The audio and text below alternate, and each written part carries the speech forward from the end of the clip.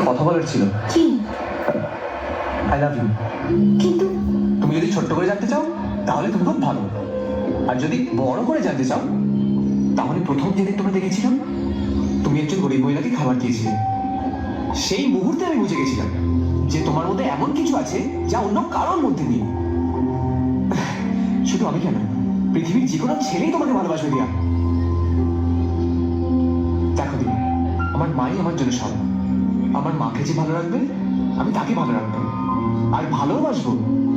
আমি জানি যে আমি যদি তোমাকে বিয়ে করি তাহলে তুমি যতটা আমাকে ভালোবাসবে ততটাই আমার মাকে ভালোবাসবে।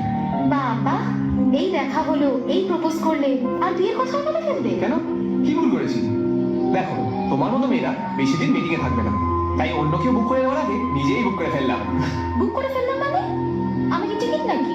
হ্যাঁ, ভালোবাসার টিকিট, যেটা যে কেউ কাটতে চাইবে, কিন্তু আমি আর রিস্ক নিলাম না বাবা, নিজেই কিনে ফেললাম।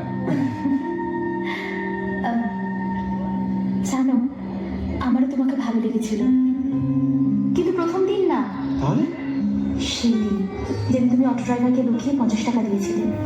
সে কি, সেটা তুমি জানলে কি করে? কারণ অটোতে বসা মেয়েটা আমিই ছিলাম। তুমি আমায় দেখতে পাওনি, কিন্তু আমি তোমায় দেখতে পেয়েছিলাম। ও,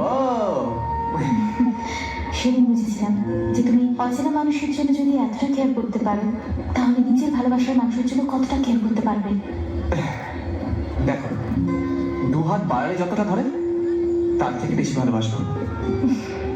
পৃথিবীতে যত ভালোবাসা আছে সব তোমার কাছে এনে দেবো, শুধু যদি তুমি পাশে থাকো।